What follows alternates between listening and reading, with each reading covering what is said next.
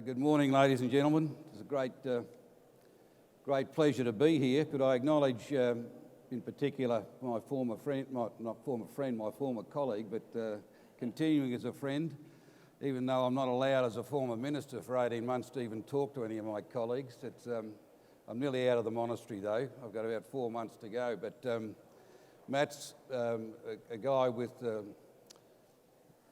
very strong ability. I worked with him both across various portfolios, both when he was a staffer and then as an elected member of Parliament.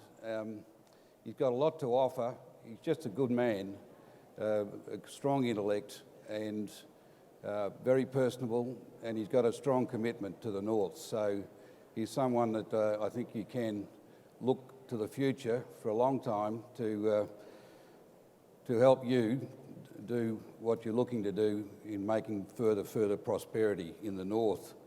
Could I acknowledge Tom, thanks to the address, and Tracy for all the efforts and all the others who contribute to this great association. When I got the invitation from Tracy, it reminded me of a wonderful saying of a predecessor of Tracy's, a guy named Cliff Emerson, a Texan. Some of you will remember him from the early 80s, who was the executive officer, former agronomist, I think, but a wonderful guy. But one of his sayings, he said to me one day, "Never forget to keep a dance for the one that brung you." And here I am a long time later, having been then the newly appointed executive director of the Cattle Council of Australia at a tender age of about 28. And I do feel that that this organisation and this industry played a fairly significant part in what was then my first job in public life. And I knew the cattle industry in the south fairly well, but I didn't know the north at all. And I spent a lot of time as a consequence across Queensland, the Kimberley, and of course through the Territory.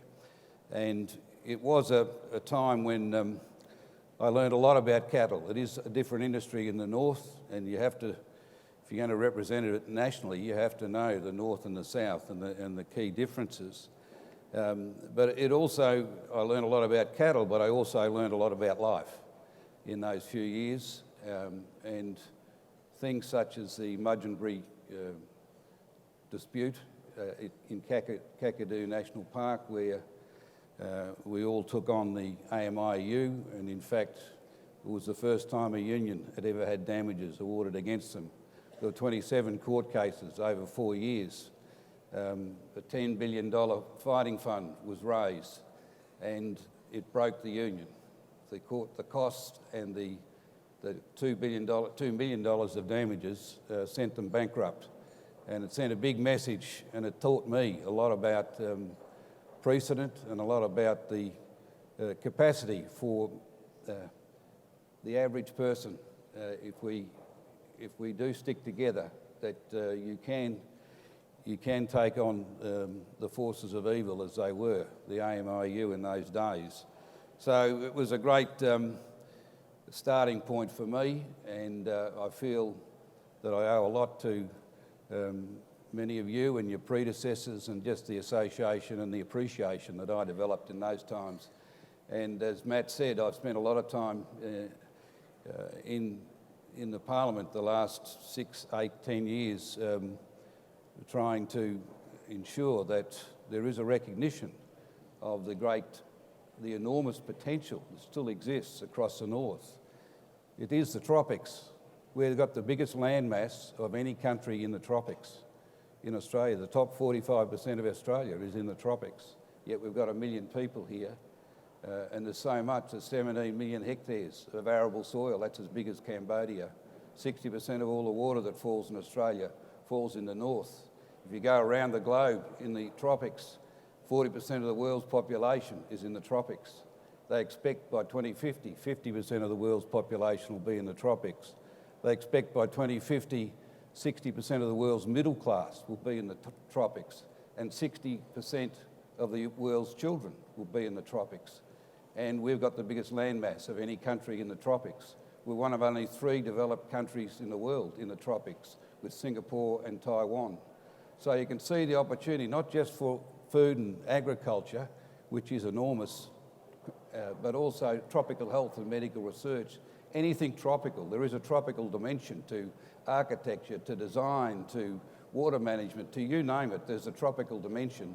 And we've got a capacity as a first world country to continue to grasp that opportunity when you see the rest of the tropics growing as strongly and as quickly as it is. So I think for that reason and many others, this is an extraordinary period in our history. And I don't feel Australians are properly appreciating that history, properly appreciating what is going on. There's a complacency around much of Australia about the last quarter of a century. The last quarter of a century, we've had uninterrupted economic growth as a country, the only developed country that's in that situation. We've averaged 3.3% growth for 26 years. And for much of the country, there's a sense that that's the way it is, and that a lot of it is because of what's going on around us. Because for the first 170 years or so of Europe, after European settlement, we traded with Europe and with the United States. Our whole future, really, and our foreign investment came from those parts of the globe. Now, of course, in the last 30 years, what we've seen is that we've now got 8 of our top 10 markets in the region around us, in Asia. Our biggest market by a country mile is China. Our second biggest market, if you combine all the ASEAN countries, is the ASEAN countries. 8 out of the top 10 markets for us are in our region. Now, this has all happened in 30 years. And of course, the resources that have come out of, so much of it out of the north, has been a big part of us being able to progress in the way we have.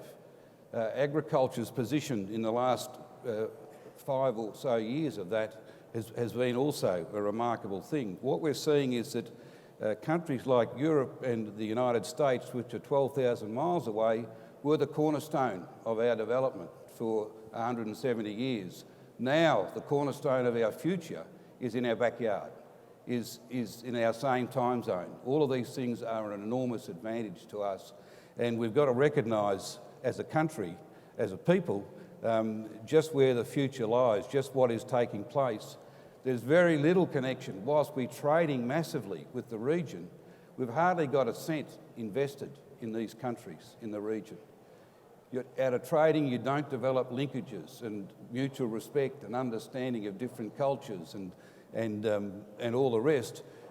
It's when you start to invest and involve yourself as an industry, not just cattle. My life has been, I've been in all sorts of jobs, but a lot of it's had agriculture at the heart of it.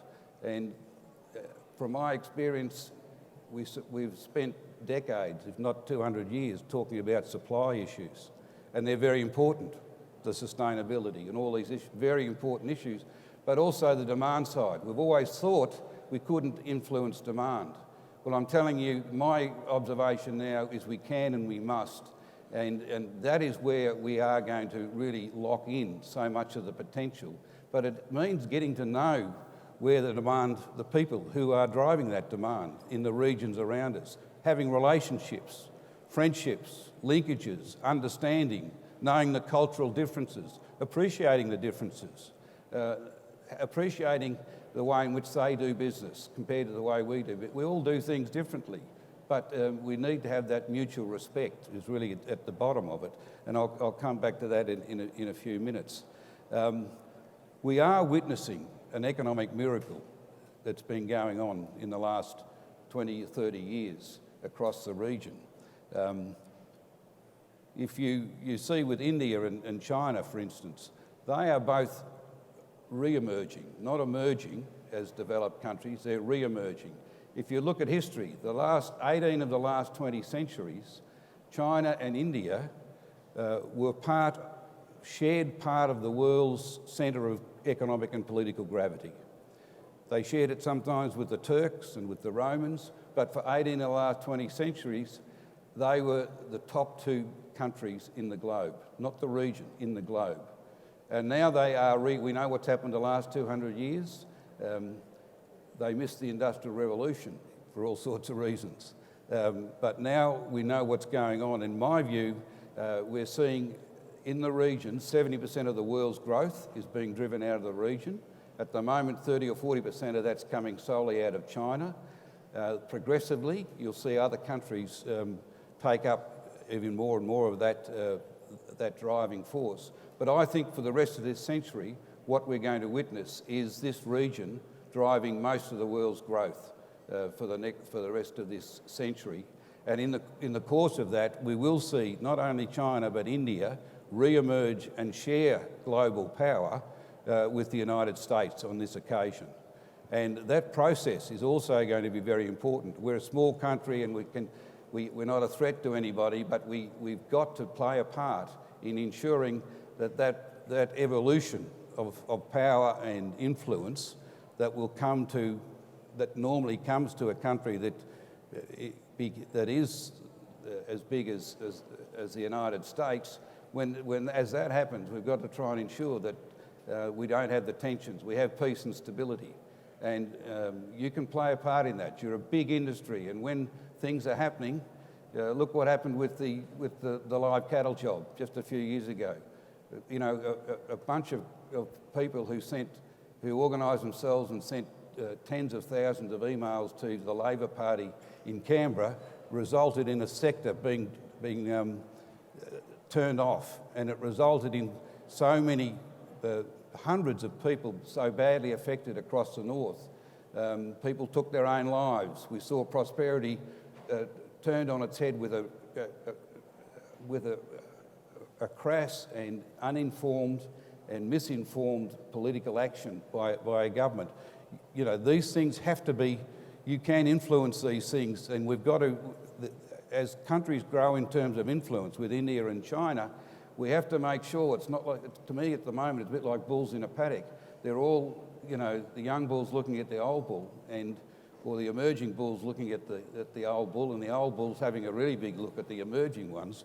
And there's a lot of tensions and misrepresentations and potential for misunderstandings, and we're going to be caught as meat in the sandwich. So these things that are happening in the region are important to us, and your point of view to our politicians is very important throughout this process.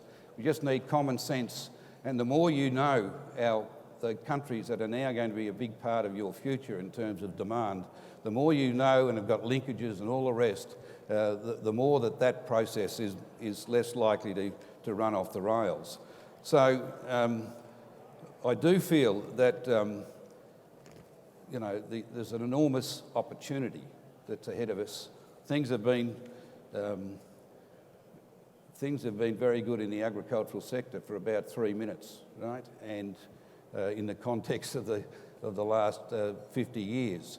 But there's no reason that this is not sustainable. There's absolutely no reason. Sure, there'll be ups and downs, but we're seeing some remarkable things happening, and I do feel that the next few decades can absolutely be extraordinary. That there is extraordinary opportunities if we play the cards correctly. You can just see the trends that are happening. In 2013, we were a poor cousin to iron ore. There was $27 billion worth of food exported, less than half the $60 billion from iron ore. Well, iron ore is still $60 billion, but food's grown from 27 billion to 44 billion. So a 60% increase in the amount of exports from our whole food sector in 5 years. And of course, a lot of that's coming out of China. I won't take you through all the numbers, you all know it, but you've seen hundreds of percentage increases in all sorts of things. But it's not just China, it's Korea and it's South and it's Japan. And there are emerging markets too. We're seeing Indonesia, for instance. At the turn of the century, in 2000, there were 4 million people in Indonesia out of the 250 million who were in the middle class. By 2016, last year, there were 50 million people in the middle class in Indonesia. Their economy grew the size of the Turkish economy in the last 15 years. Indonesia will be, within 10 or 15 years, the fourth biggest economy in the world. The fourth biggest. You can throw a stone from here to Indonesia, and it will be the fourth biggest. We've got more companies in Dubai than we have got in Indonesia. Dubai, you can throw a stone across. I mean, it's our connection with Indonesia. If it wasn't for the live cattle job, there would be hardly any connections. And yet there's 270 million moderate Muslims on our doorstep with, in many cases, enormous opportunities. So we've got to have a very keen eye on how we start to engage in a very constructive. They're going to be a big power, they're going to be a big market. In some areas they'll be competitors, but in most cases they'll be a very big market. You're seeing India emerging. It's not just China. India, I've been there 9 times in the last 2 years. Prime Minister Modi said to me, he said, Mr. Robb, there's 30 people every minute of every day, of every week, on average, moving from the regional areas in India to the cities. So I go back to the pub and do some maths. That's 43,000 people every day in India moving from the rural areas to the cities. So since this time, yesterday morning, 43,000 people have packed their bags and gone into the cities in India. He said that's going to continue for 20 years. 20 years is not a long time. 20 years, you do the maths again, that's 320 million people over the next 20 years in India that are moving into the cities. That's 32 cities times 10 million people. They've started to build those 32 cities. Six cities are currently under major construction, new cities in India. Now, the point is, this is a phenomenon. They are on their way back. They're going to be a major force. There's a whole lot of opportunities for us. Again, we've got less companies in India than we have got in Dubai, right? So we're not engaged with these. Now, it's not an overnight thing, but we've got to keep these things in mind. But what it does say is it's not just China. And China by itself is going to be an enormous opportunity. The clean, green, healthy image is such a powerful, it's been mentioned today already, but it is such a powerful brand. It is gold standard. We are gold standard. Everywhere I've been for years now as Trade and Investment Minister, it is that clean, green, healthy image, and it's become conventional wisdom in China. They sort of, you heard about it 5-10 years ago, but now, because there's over 1 million Chinese a year coming here as tourists, and the middle class is growing exponentially, they are now aware across the community in general. There is a demand, and because they've got 20% of the world's population, but only 7% of the world's water, and 63% of that water that China's got is deeply, badly polluted. Some of it won't be cleaned up for centuries because of the heavy metals so deeply buried in the substrata. We've got opportunities not just to provide food, but they are demanding. What do people want when they become more prosperous? First thing they want is protein. The demand for protein across China is just extraordinary. And they like the taste. They like the taste of meat, both beef and lamb.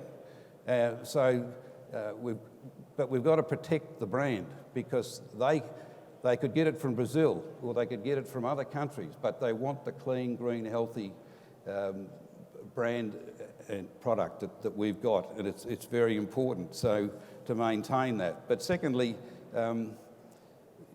people say, oh, well, it's only the premium end of the market. Well, that's very important that we do aim for the premium end of the market, because we are a high-cost country and we need the premium to get the higher margins to cover the cost of production. And there is the demand there for that premium product. But it doesn't mean, okay, the industry here and the processes in this part of the world have made an art form to the great prosperity of many in dealing with the US market, and we can very effectively, and we should continue. But the point is that people will say, well, it's only the Chinese only want a Wagyu, that's the market up there, and that's where the premium. Well, sure, that's where the premium, that's where we set our brand. But I always equate it to the sort of BMW example. BMW created a brand as being, alongside Mercedes, as being, the car of enormous quality. It's the clean, green, healthy equivalent, if you like, but at the premium end of the market. But then once having established that brand, it doesn't matter what part of the car market you go into, in the $30,000 range now, there's got a BMW.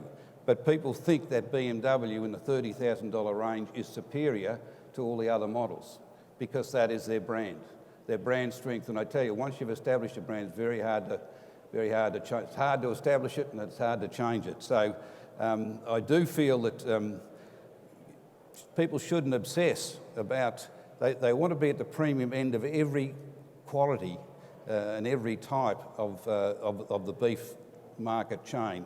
And you've got to think in that regard, I think, in my view.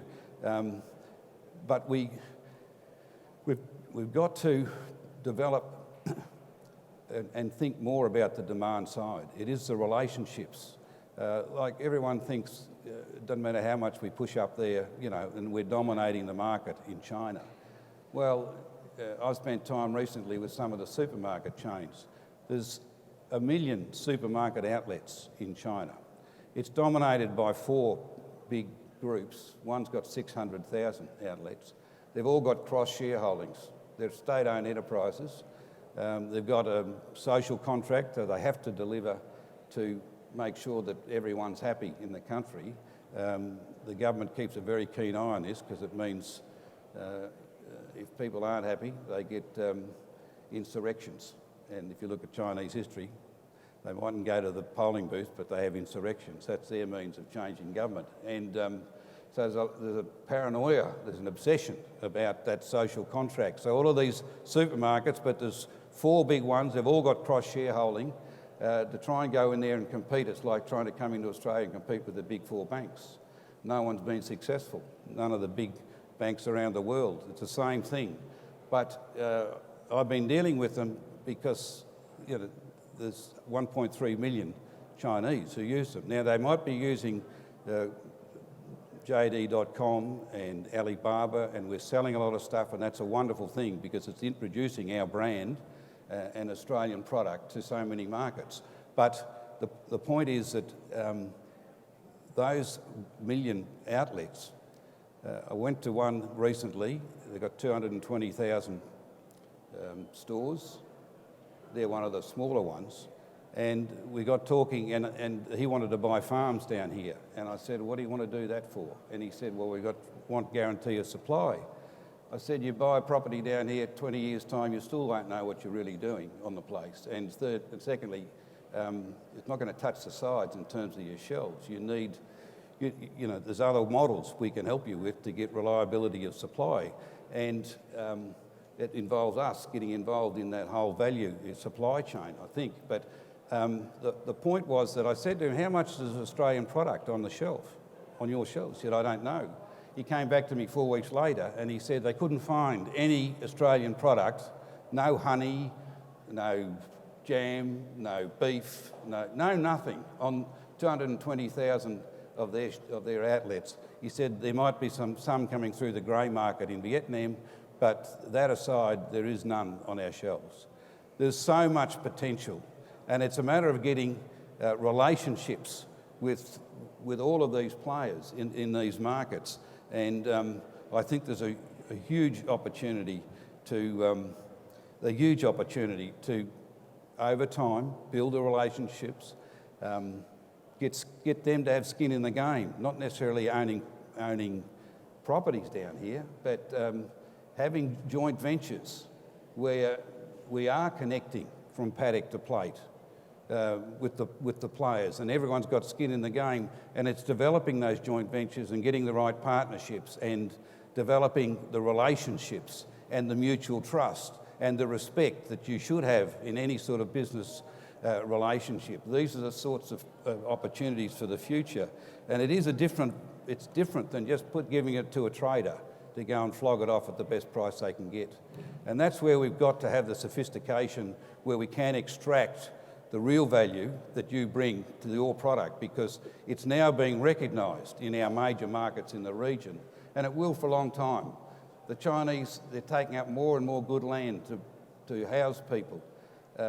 They've got no capacity. They produce 10 times what we produce in every area, but they still can't meet their own the demands of their own. They recognise that now. But we've got to do this thing in partnership and not just sort of willy-nilly. And a lot of it's got to come from us to reach out and we've got to do some investment. And when I say investment, a lot of the supply chain into China, there's many opportunities not to go in and take over, but to have partnerships and to have co-investment in the whole supply chain. So you share the risks and you share the profits, and you build the understandings, and you then cater very much to what the market wants, because you'll have that sort of connection. So I think there's not much more I really want to say.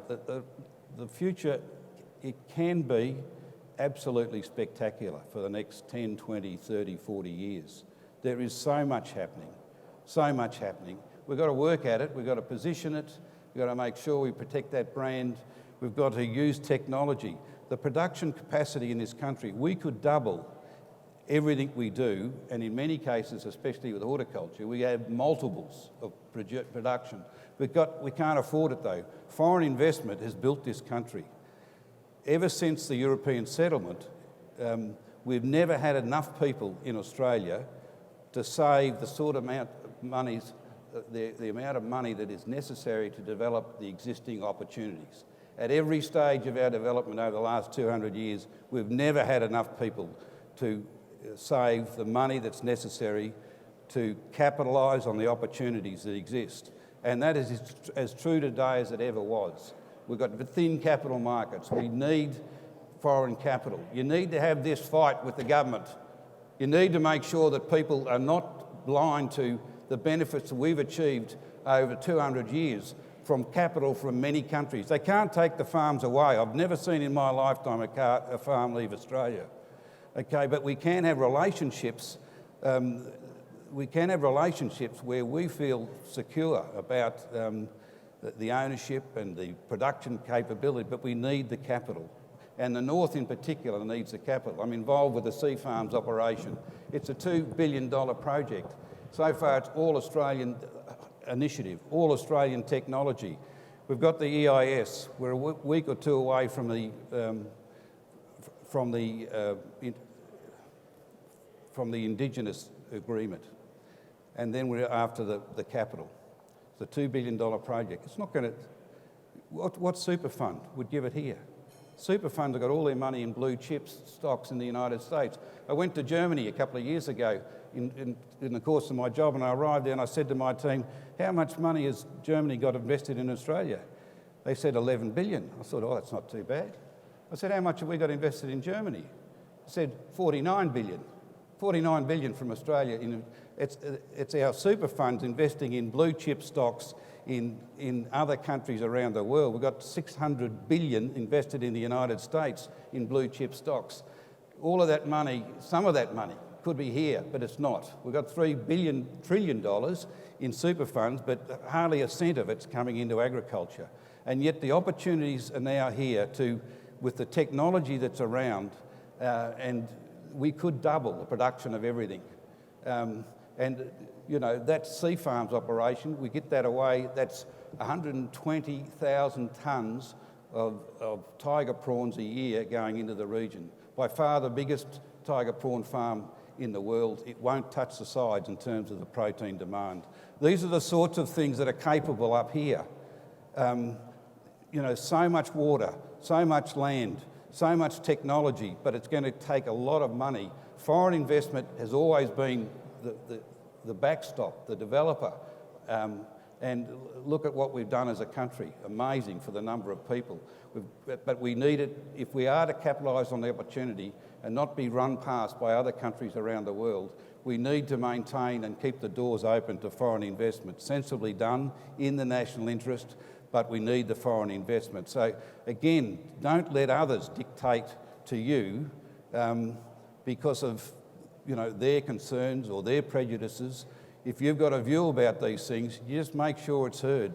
And I think the NTCA actually has been, you should be proud of its history in terms of standing up for the interests of the sector. All the best for the years ahead. I look to play as best part I can in the private sector to help trade investment in the region, both ways. I think we've got to invest and trade both ways, develop the relationship. We've got a time now to set this country up for centuries, and it can be a very exciting time for all the younger people in this audience. Honestly, the opportunities are just unbelievable, and it's going to take some hard work and some risks and all the rest, but it's a great journey. It'll be very enjoyable. All the best. Thank you.